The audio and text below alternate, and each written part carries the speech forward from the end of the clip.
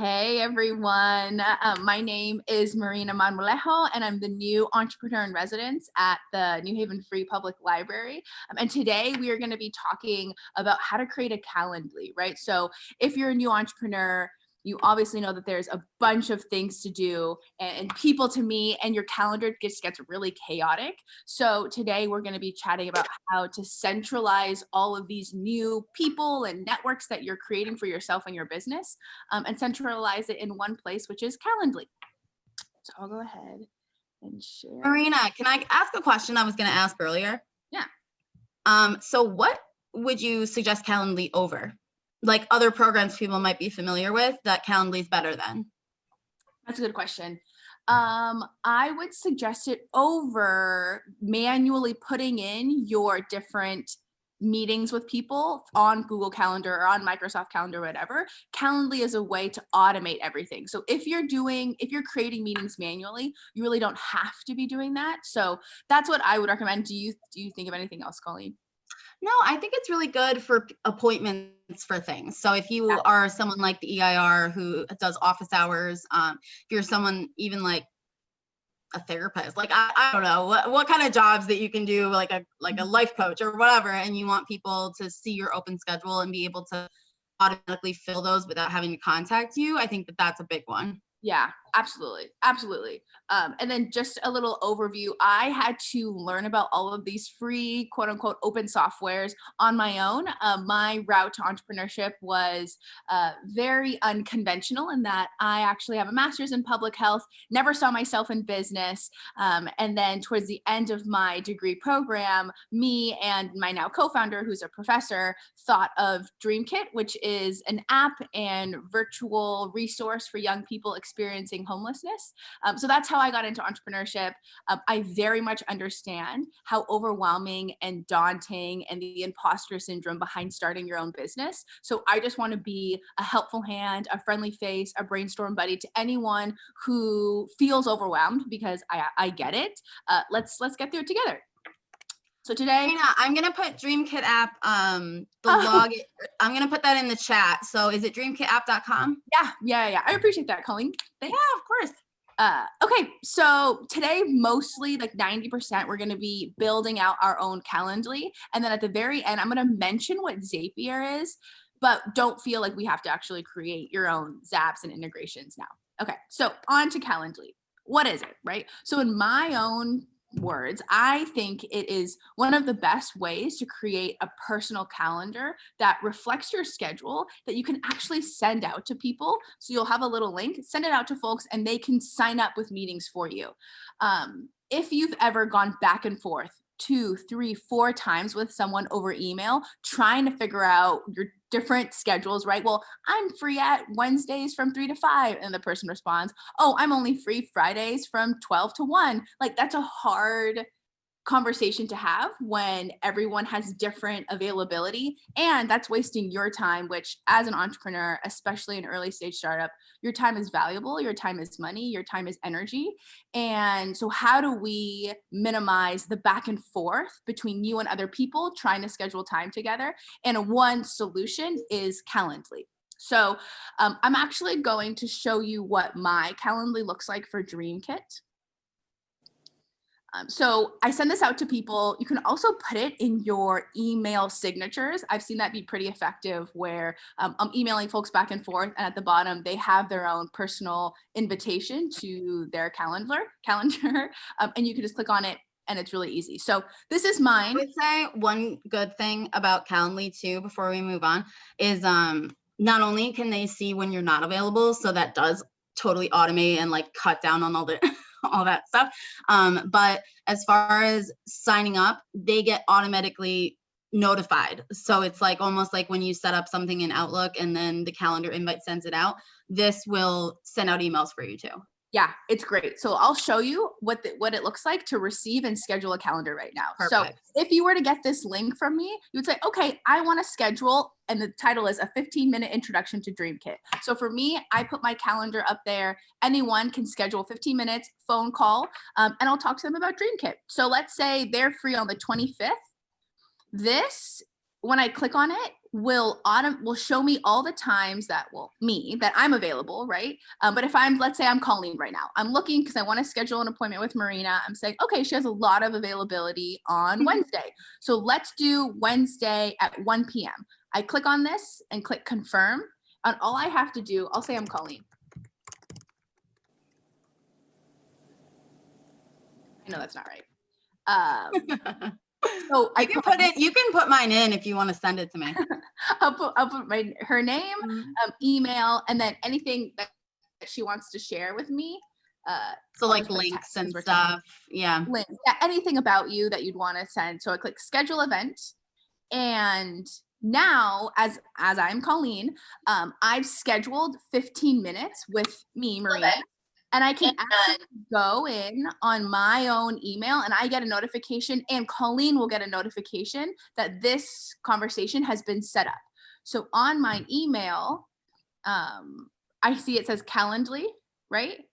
And then when you scroll down and it says Colleen created a meeting with you. It's on Wednesday at 1 p.m.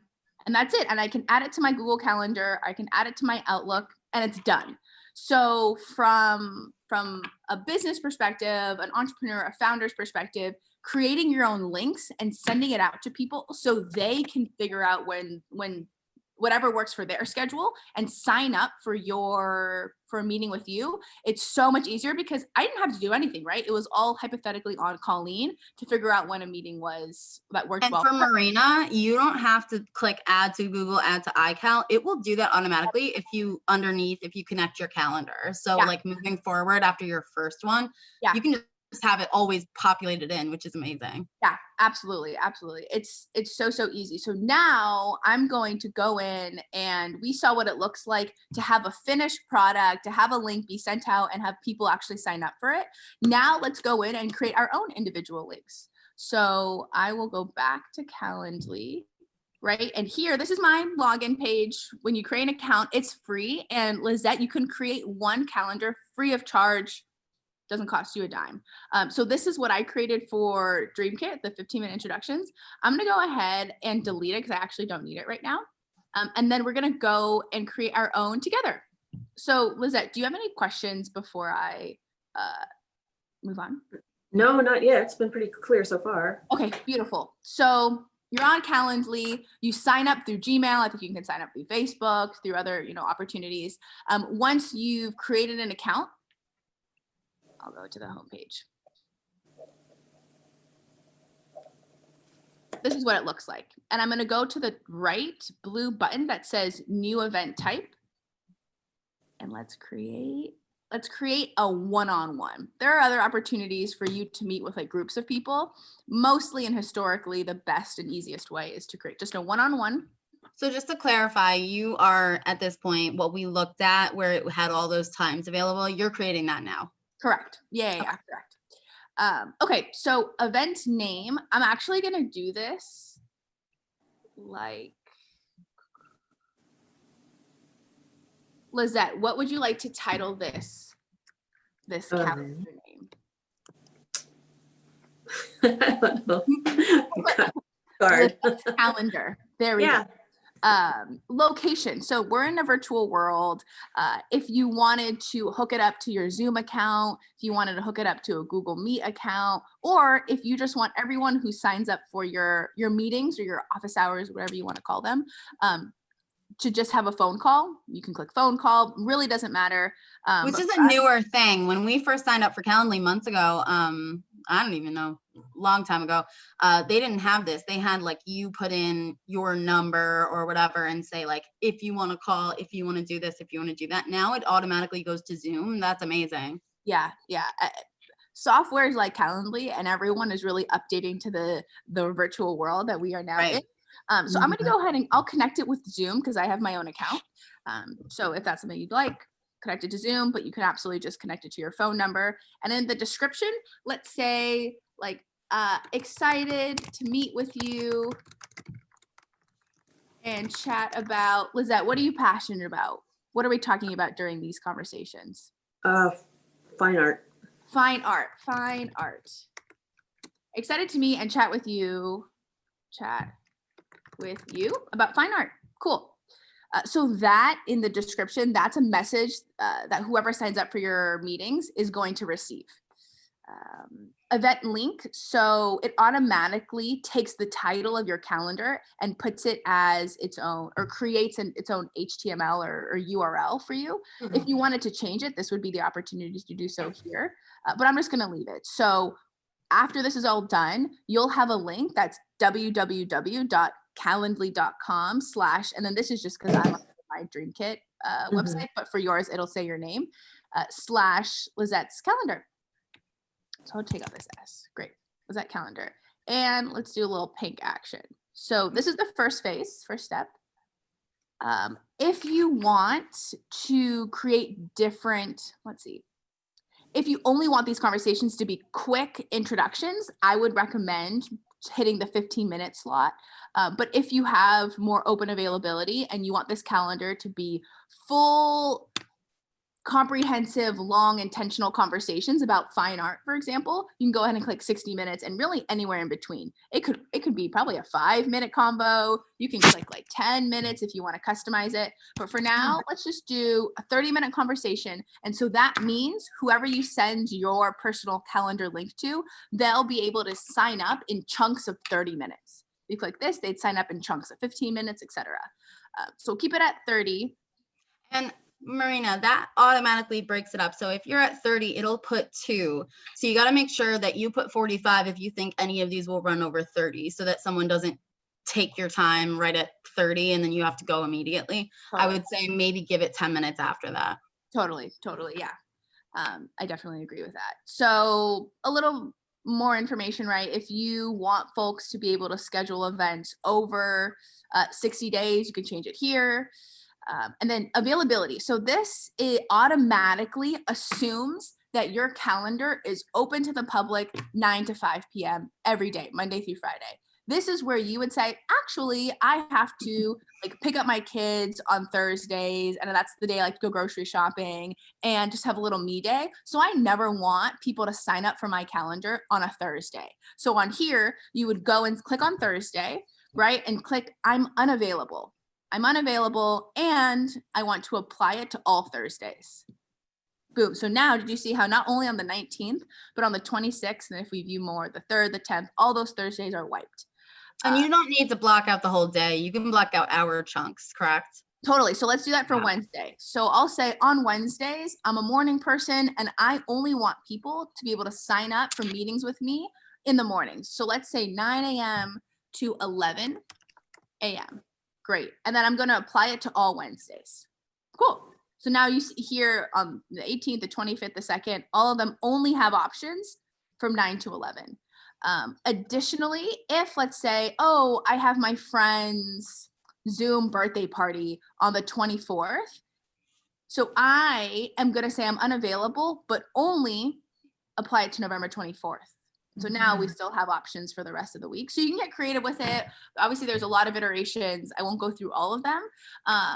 And so I'll do one more. Let's say on Mondays, I'm only available from 5 p.m.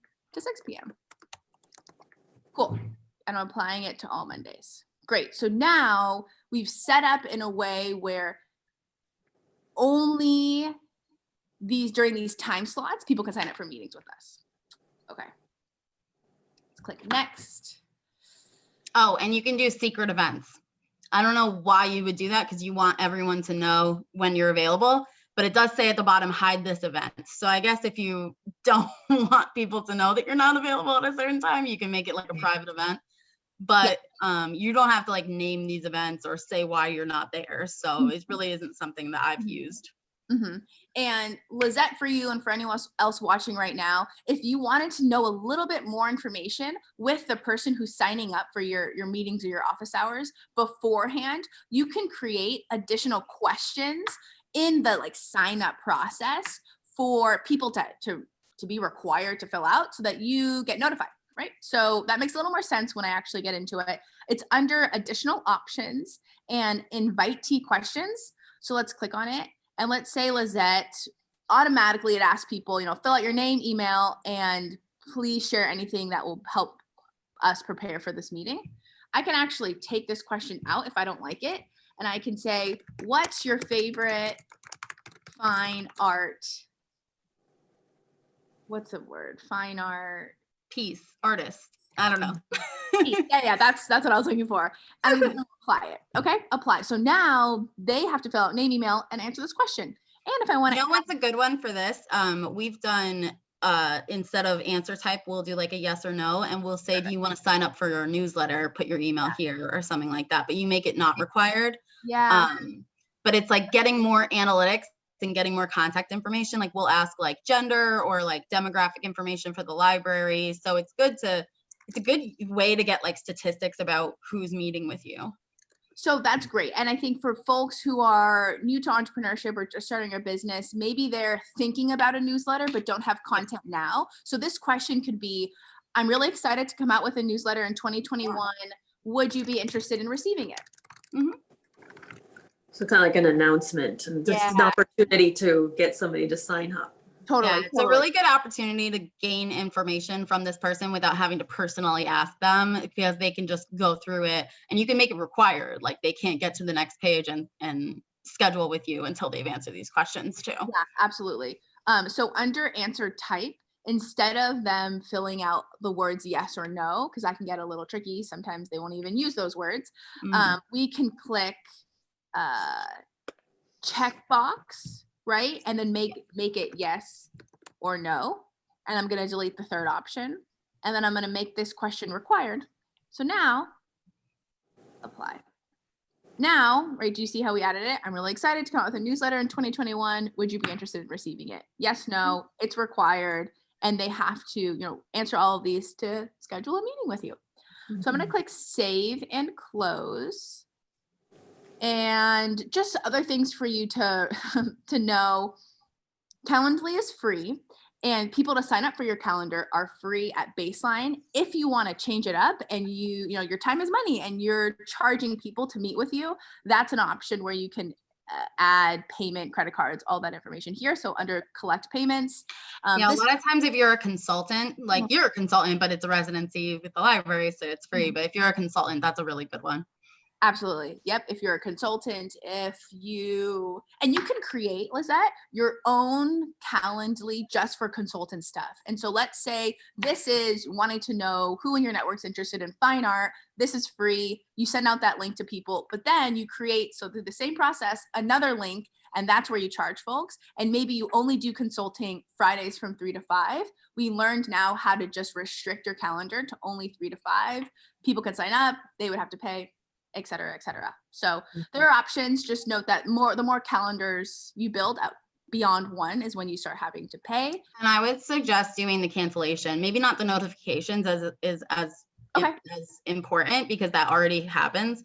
But cancellation policy and then maybe email follow-up is stuff we've looked into for the library's functionality. Yeah, absolutely. So, if folks cancel, you both get email notifications. Oh, I didn't see you could do text reminders. That's awesome. Yeah. So this is what we call like automations or integrations, Lizette. Those words really intimidated me at the beginning of my like entrepreneurial journey. Had no idea what automations, I couldn't really conceptualize it, and especially integrations. They're basically the same thing. And with this is a good example, right? For text reminders, that is automating the process of when people sign up for your calendar, so your office hours or your meetings, you'll automatically, right? Automation, you'll get a text message. And so this is Calendly linking two things. It's linking Calendly and text messages to be set up as one, right? So when one trigger happens or one event happens, which in this case is someone signing up for your office hours, that trigger will automate Calendly, and it'll set it up in your own, Google Calendar, Outlook, and it'll also automate a text message. There's this program called Zapier. I'm going to talk about it on Friday, and it automates so many things. It can automate, Google Suite. It can automate through Slack and through, like we're doing, for instance, something that people don't even know what it is. Usually it's called Typeform, and they even have an integration for Typeform. Like it's like if any program in there is something you're using for your business or entrepreneurship, scheduling or payments or video like Zoom or whatever, it's like, oh, when someone signs up for this Zoom, we want this email to go out, or we want their Calendly to put it into Calendly. Zapier will make that happen. So the automation integration, it's like automatically doing this stuff for you. Yeah. So it really helps conserve your time basically and make it less confusing, and you don't have to go in and do all these different options. So Yeah. I'm excited for you to talk about that too.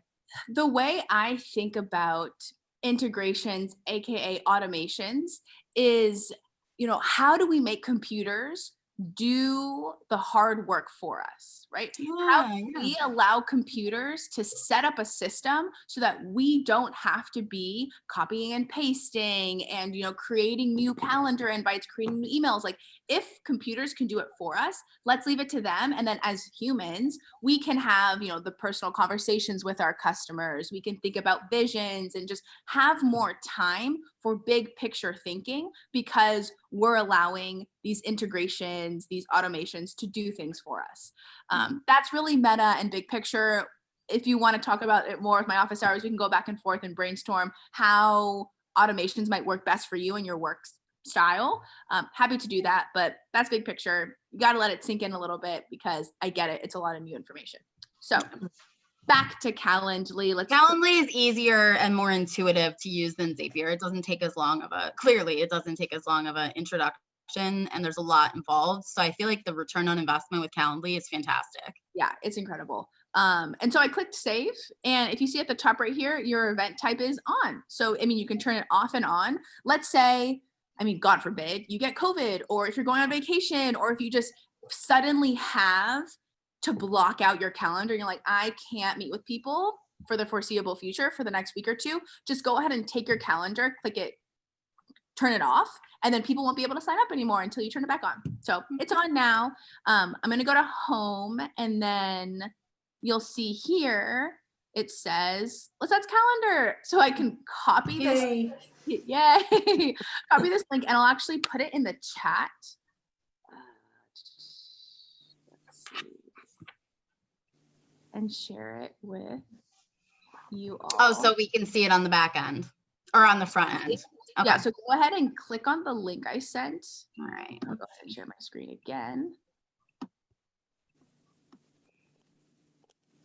Oh, Julia Gamble liked our, hello, if you're watching, liked our live feed. Hello. So this is me clicking on Lizette's calendar. And Lizette, one thing that I didn't mention, when you sign up for Calendly just at the beginning, it'll ask you to have permission to gain access to your own personal calendar, right? So this right here are all the free times that we'd set up in the initial creation of the Calendly that work with my schedule, that work with my calendar. For you, it's going to be a little different because you would have signed up with your calendar. Does that make sense? Yeah, it does. Cool. And then I had a question real quick on workflows. I saw that tab. I think that must be something that we didn't look into as the library. What does that mean exactly? It was on the front page. It said something scheduled events and then workflows. Oh, workflows. Beautiful. Let's see. It's on paid. Okay, that makes sense. So I'll look into that on my own. It's on paid, and it's similar to this automation, right? So how to send reminder emails to invitees, how to send, follow-ups and text messages and thank yous. So it's just more in depth of what we already did. Exactly. Okay. Exactly. So I will, let's see. So figured out what Calendly was. That's pretty much all I have for you in terms of Calendly. Lizette, did you have any questions, comments, concerns? Just a quick question. When you were talking about how it populates or links to, let's say, an email or a text reminder, there will be something where they can sign in. They have to put in their phone number, right? So that happens, right? Correct. Yes. So in that description, when I said, super excited to talk about fine art pieces with you, what's your favorite piece? And they were able to fill out that box. You can create another question by saying, hey, what's your phone number? So that I can call you. And that could be an option for you all. I linked it to Zoom, so they'll get a link to my Zoom account for this calendar invite. But if that's not your style and you'd rather like FaceTime people or call people, then you can create that as a question when people are signing up for your Gotcha. events. and you can make it required, so they have to fill it out. Or you can just, this is what I do, it's a little easier. In the description of your event, at the very top, say, hey, we're going to be calling each other on phone. Here's my number. Call me whenever you schedule this meeting, right? So that it's now the responsibility is on the person who scheduled a meeting with you to call you. Totally up to you. So you can put your phone number out there and have people call you. If you don't want that and you want to call them, you'd ask them for their phone number. Gotcha. Also, you can always in the description just say like one of those things where it's like sign if you've seen this, or like check mark this box if you've agreed to this. And then if you want to say like all your information is private, like this won't go anywhere, that's always a good like indicator to people that you're not collecting their information to spam them. Yeah, true. Yeah. True. So that's what I have for you on Calendly. If you could, Lizette, and anyone else watching this on Facebook Live, if you enjoyed or have feedback for me, if you can fill out this post-program survey, and the link's here, and we can also send an email out to you. I just put it into the Facebook, and the links I put into the chat. Love it. You're on it, Colin. Thank there. you. Yeah.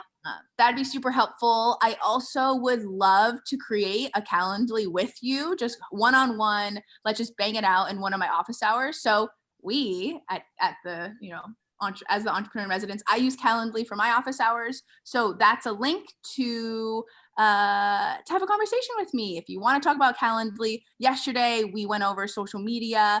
So we went over Canva and Typeform, and well, not Typeform, how to input stock photos and different icons into pixels. Yeah, we went into all that. Yep.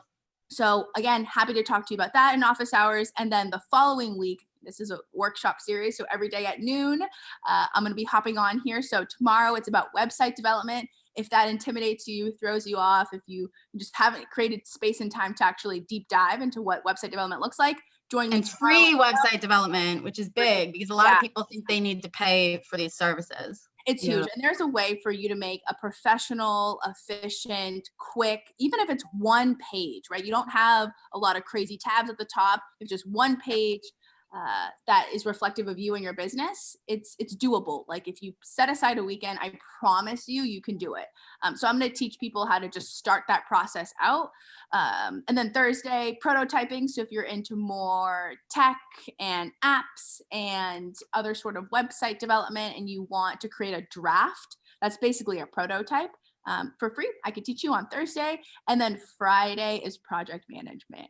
I learned the hard way that being as organized as possible will save you ample time, stress, energy down the road. And that's kind of what Calendly is. So this is a good intro to Fridays. Yeah, absolutely. And so Friday, we're figuring out, as an entrepreneur, you have to do 1,000,010 things. How do we make sure that it's in an organized fashion so that you don't get overwhelmed and your brain doesn't turn off because there's so many things to do?